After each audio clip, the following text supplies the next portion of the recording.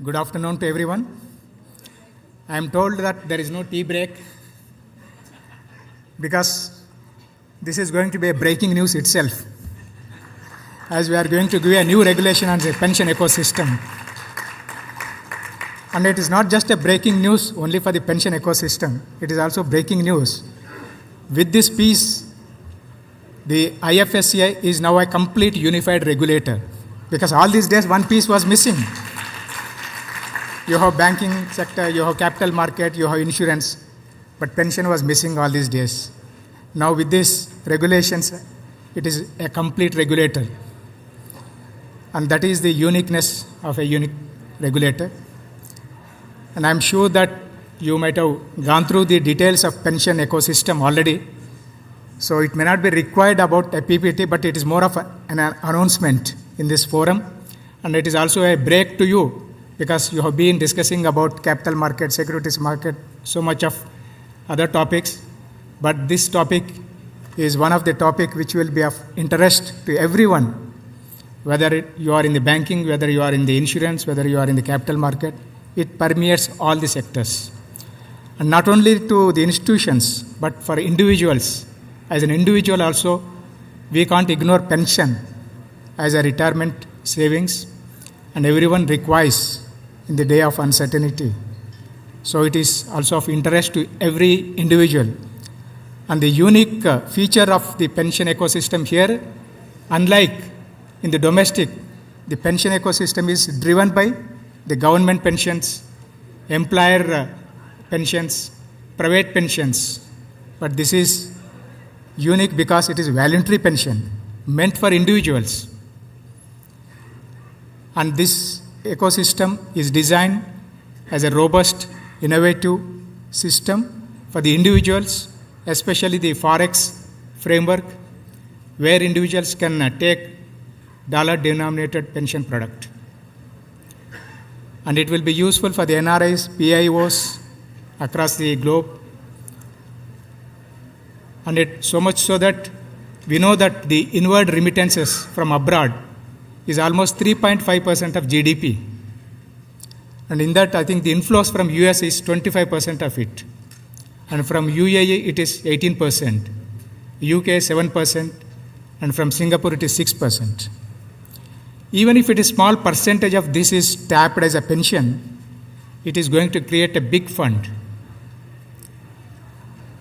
And those who are already here in different verticals and their group companies with the experience of handling the pension, handling the funds, they can be the first mover and they can take the early bird advantage by becoming a pension fund. And you know the background of this, and my colleague Mr. Praveen Trivedi has laid a foundation for this pension ecosystem, and moreover he is also experienced person having worked with PFRDA,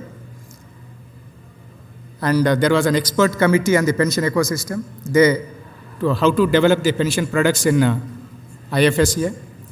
So post that they have identified, in order to bring regulations, first of all the legal framework has to be very clear.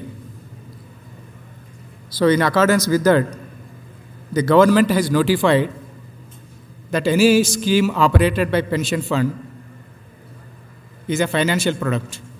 So this notification was given by the Government of India in December 24. Post that again, there was another limitation to go ahead with the regulation.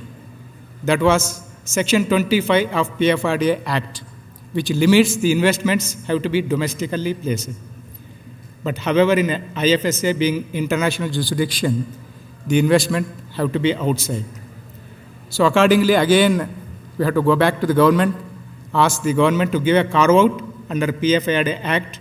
So accordingly, on 1st October 2025, notification was given by government exempting IFSCA from Section 25 of PFRDA Act. So post that, we have moved to formulate the regulations, and we have come to the fag end of notifying. I am sure that my colleague, again, it went back to Mr. Praveen Trivedi for the notification. I hope there may not be a significant changes from what we are going to discuss here. So I will be constrained to give PPT also because again the notification is due and it is in his hand, and if any of the feature is different from what is going to be notified, we may have to see that. So we will be taking indicatively about the PPT. It may not be of so much significant, but notification is just a few weeks time, and I am sure with that we will be a complete regulator to call as a unified regulator. All these days it was only a triangle. Now fourth pillar is being built. Now in democracy, fourth pillar is like media. I am sure the fourth pillar like pension will also act very strong like a fourth pillar of democracy, a fourth pillar of financial ecosystem. So with that, I think we'll just go through the important features. So this is the architecture which is designed for the pension fund. Pension fund, there is pension scheme, there is individual subscriber, and there is trustee and custodian. And this is the broad architecture for the pension ecosystem here. The core objective is to a robust framework for long-term retirement savings, promote a secure, transparent environment for subscribers, maintain integrity of pension ecosystem, and regulate the pension funds, trustees, and custodians. So this is just eligibility criteria for the pension funds. The net worth is only just a minimum, but however, there is a screening on experience of the prospective pension fund. So we have put 10 years of experience in pension, retail fund. And you know that we are late, but we are latest because we have included banks also as sponsors. Recently, you know that PFRDA has permitted banks also as sponsors. So accordingly, maybe it is proved that by being late, we have included banks also as a pension fund. And there is, as usual, fit and proper requirements, which is applicable for other regulations. These are the investment choice. I will not go into the details. You have active choice and auto choice broadly. And the operational features, as it is said, it is voluntary, and any individual above 18 years is eligible. And you know who are the individuals who are mostly eligible: NRIs, PIOs, foreign expatriates, Indian residents through LRS route. Maybe that is the last one, so that we don't conflict much with the domestic pension funds, but is a big opportunity for the global pension funds. So there is a portability option that is within the pension funds within IFSCA. We will not talk about interoperability because interoperability requires intervention from the government. However, we will be taking up with the government later how it can be interoperable between the funds abroad. And it may also require totalization agreements, which is also a big task for the government. But whenever any inputs are asked about trade agreements between two countries, I am sure that as a stakeholder, you must give comments about this also, so that we can push. We have to build a push for the government to bring out totalization agreements. Some of the governments may not be willing to enter into it. It is not so easy because nobody wanted to see that their pie goes out. They have their own constraints. But however, I think it is only through push we can make this possible. And that trust structure, each scheme constitutes a trust.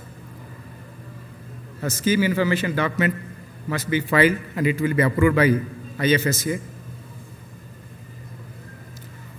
So these are the options, like partial withdrawal is possible after 5 years. Maybe the percentage we will not talk, but again, final notification we will have to see. And there is a minimum 10 years contribution, and there are options of SWP, and there is a minimum 20% corpus must be used for SWP. So this is a mandatory usage.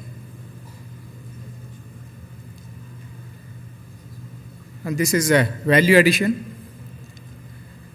like maximum 10% of total contribution is the cap. The investment can be low risk, liquid instruments. And there is one add-on benefit like health benefit. Maybe most of the pensions do not offer it. We have come out with the concept of add-on health benefit. There will be a separate fund earmarked for the health, maybe in the extreme medical exigencies, critical illness. A subscriber can withdraw the fund from the health add-on cover.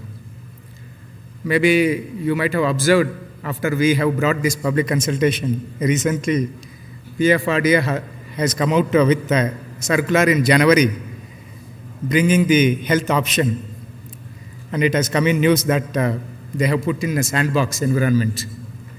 So that is the effect of reverse effect from IFSCA to the domestic regulators.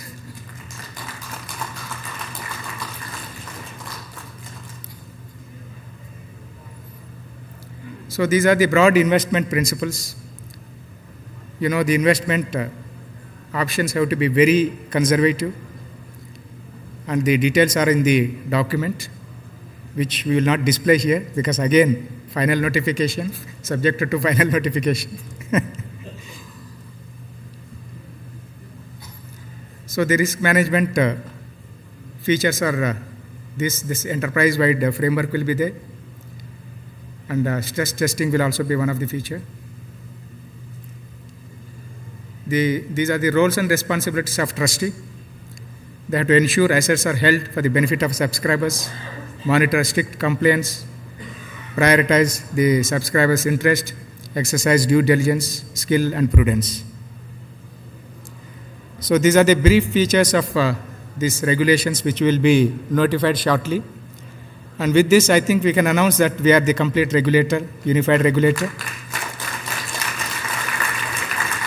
And I'm sure that those who are already into the asset management, fund management, they can think of to become pension fund also. One more license to be here, and you will have a complementary opportunity here if you are here, because the ecosystem has well developed. Capital market will be supporting it, and they are in fact waiting every time whenever they are going for any discussions with government or foreign entities. They keep asking about inputs from the pension. But without having regulations, we are also constant to give inputs. But now, I think all regulations are open. Now it is open for any discussions with the government bodies, with any pension fund managers outside India. And I'm sure that it will generate a lot of interest. This being one of the long-term saving, not only helps the individuals, but institutional investors, economy as a whole, and not only India, but even the global regional hubs. So with this, I wish that the pension fund regulations will be taken forward, and I'm sure that you will spread awareness about this and see that IFSCA will emerge as another pension fund hub. Thank you.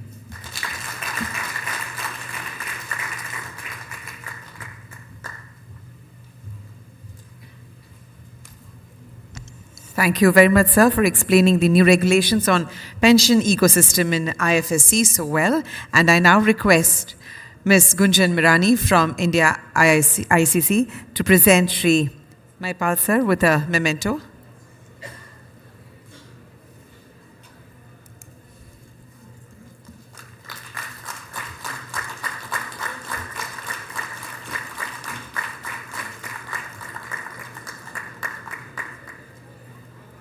Thank you. Thank you very much, sir. Madam, thank you.